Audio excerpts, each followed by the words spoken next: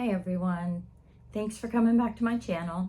I want to thank everybody for all the encouragement and to keep making videos, and I want to apologize for not making more. Life gets in the way sometimes and just don't get it done. Plus I hate being on video. So I'm trying to figure out a way to make these videos without feeling so self-conscious and having such a hard time with that. I have a lot of information I want to share. But real quick, this video is for mostly for the gals out there, but if you're a guy and you're tuning in, thanks for joining, but you can also benefit from this information. It's not just for gals, although I will be directly talking to the ladies. This video is kind of a companion video to two of my other videos that I made a year or two ago about marriage. Things I wish I'd known about my husband before I married him, and things I wish my husband had known about me. And those were big hits, which shows me a lot of young ladies out there are wanting this information. They are either not taught by their own mothers or whoever is in their life, you know, the role models, or they don't have any role models, such as me. I didn't until I met Dwayne's mom. And then she was my role model. But I wasn't raised to know how to act as a wife and to be a good wife. So I think it's sorry, I keep looking at my notes because I'm a note taker and I don't go on like Dwayne can just sit down and talk in front of a camera and he gets out what he wants to say, but I don't have that gift. So you just have to deal with my notes.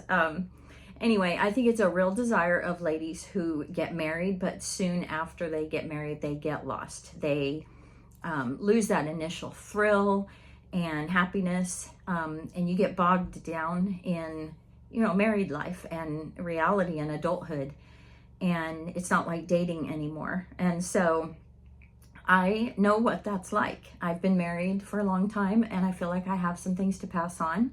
And so if you can stick with me through my rambling, then welcome, and we'll do our best here. Like I said, I wasn't taught, and I had no idea what I was getting into when I got married. Our marriage has been through the fire for sure, many times over. We've come close to divorce. We've had a lot of obstacles and trials that probably should have ended us, but we stuck through it. Through it all, and now we're going on 34 years of marriage. So I do feel an obligation to share what I have learned from experience, and even though I hate being on video, here we go. So if you want to grab your favorite drink and join me, I'll be happy to share what I have learned.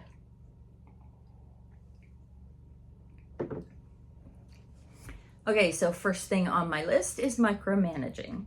I was a professional micromanager, and I do still struggle with it sometimes, but not quite as much. And I think that's due to the kids having left home. So it's just me and my husband now. So things settle down a bit after that. But as far as micromanaging go, what I wrote down was we think we are loving them more when we micromanage. When we micromanage everything, but in reality, it's a form of control. I have to prove to him that I'm right. I have to show him that he needs me to take care of him. And I'll tell you a secret, he already knows that. That's why he married you. He needs you and he wants you, but he doesn't need you to micromanage him. So that's just something I've learned. Also, it's a lack of confidence, and that leads to a fear that something will go wrong if he doesn't do things your way. So, like, if he makes the wrong decision, or he makes a decision that's opposite to what you suggested, you think, well, I'm going to suffer for it. The whole family's going to suffer for it. So he needs to do this. Well, maybe so, and that might happen, but you have to have the confidence in your man that he can handle it, and he can deal with the wrong decision, and everything's going to be all right. Otherwise, you're going to destroy his self-confidence. And Or he'll go the opposite way and he'll become a tyrannical dictator and a jerk. So be careful about micromanaging, okay? You don't have to do it all. You don't have to. And things will be easier if you don't. Trust me on this one. Like I said, I was a professional micromanager, so I know what I'm talking about. Micromanaging leads to my next point, which is nagging. Don't shut the camera off, okay? Listen, hear me out. I was never a real big nagger, not like the kind who won't just let it go. I didn't nag until I got my way, but I did pester about stuff. And this kind of is along the same lines as micromanaging. But I would be like, honey, do you want blank? And if he said no, I would persist with, but are you sure? You know, I don't mind. And he would say, no, that's okay. I got it. Or I'm fine. And a few minutes later, I would persist. I can totally do this for you. I really don't mind. It'll be better for you. And then one of two things, he's either going to finally give in and lose respect for you or himself, or he's going to lose his temper and take it out on the kids or the dog or the coworker or somebody else. Somebody's going to suffer for it. So, one example, I had written this down. One example is driving. This seems to be a real problem in marriages. Just let him drive. If he's driving, let him drive. Excuse me. You don't have to tell him where he's going, or he's making a wrong turn, or if you go this way or go that way, or slow down or speed up, or you don't have to comment all the time about his driving. It seems like this is a real sore spot in a lot of marriages. Just let him take the wrong way or take the long way or whatever he wants to do. Just let him drive. It's not that big a deal, really. Stop and think about it. Is it really that big of a deal to just sit back and enjoy the drive? Look out your window, comment about things, talk about stuff. If he made a wrong turn, you don't have to point that out because he probably already knew. But you can say, honey, I really appreciate you keeping me safe while we drive. Thank you for not texting while we're driving. That shows me that you care about me and you're wanting to keep me safe. Give him a compliment once in a while. Compliment his driving when he does something that's good. And anyway, this is just, like I said, that was a sore spot in I see it a lot. If you feel the nagging coming up, just take it to a compliment. I guarantee this is going to make both of you happier and more relaxed. Okay, so moving on, here's a biggie: lack of self-respect or self-confidence. This is extremely harmful in any relationship, but especially in a marriage. I doubted all the time that my husband actually really, truly loved me, because I grew up being told constantly I wasn't wanted, shown that I wasn't wanted, I wasn't needed, I was stupid, and I was bullied a lot at home and at school. I brought all of that into my marriage. The lack of self-confidence and not truly being enough, not being exactly what he wanted. And listen to me, you cannot do that. You cannot bring that into your marriage. Now, if you do, or if you already have, let's work on it, okay? Because I promise you, it is going to make all the difference when you gain some self-confidence and some self-respect. It helps you and it helps your husband. He cannot respect you if you don't respect yourself. If you don't have the confidence in yourself to be who you are, be a good wife, be a good companion and a friend, he's not going to be able to have that either. So you work on it together, but this was my real problem. I wrote down this, and I really want you to listen to me here. He chose you. He chose you to be the one person to spend the rest of his life with. He chose you to be his friend, to confide in, to go places with, to bear his children, to be the one he comes home to laugh with and to cry with. He chose you. He chose you to be the one to help pull him through devastation and heartbreaks, to stand beside him when he makes the wrong decision in life, to celebrate with you when he makes the right decisions. He chose you. He chose you out of so many others because he trusted you to be his other half. Why in the world would you doubt his love for you? Think about it.